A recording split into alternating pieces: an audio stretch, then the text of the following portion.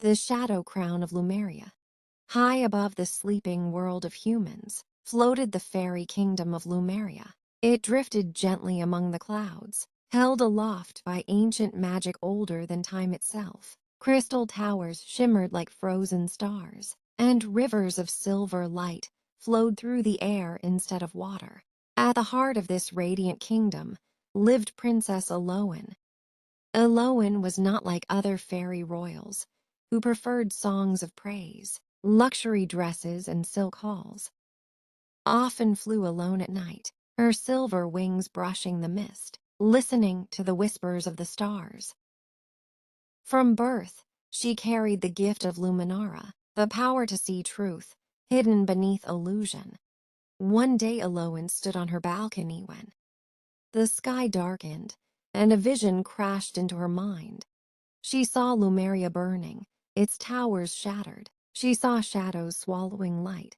And finally, she saw herself, wearing a crown made of darkness, her eyes hollow and glowing. Deep beneath the light palace, an ancient book long sealed in chains burst open. The Book of Shadows, untouched for centuries, released a breath of black smoke as glowing words appeared across its pages.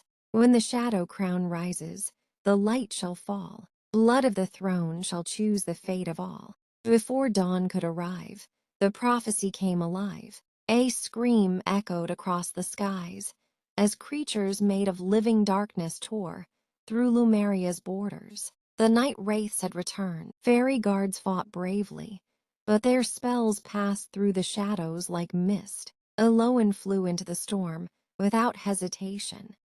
Golden light burst from her wand as she faced the creatures head-on. From somewhere unseen, something watched her with patient hunger. With every spell she cast, the darkness seemed to learn her strength. When the last wraith vanished, Lumaria stood wounded but alive. The elders summoned Elowen at once. In the great council chamber, the oldest fairy stepped forward, her voice heavy with truth. Long ago, Lumaria had nearly fallen to the Shadow Crown, a relic capable of ruling minds through fear. Yout Mother had given her life to hide it away in the forbidden abyssal forest. Only royal blood could awaken the crown, and only royal blood could end it. Elowen understood they were calling to her. Before sunrise, she left her kingdom behind. The abyssal forest was unlike any place Elowen had ever known. The trees twisted unnaturally. Whispers filled the air, each voice trying to weaken her resolve. Suddenly, shadow vines grabbed her.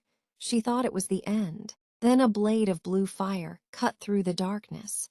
A warrior stepped from the shadows, his eyes glowing faintly with a curse he did not choose. His name was Kala, guardian bound to the forest, neither fully alive nor truly free.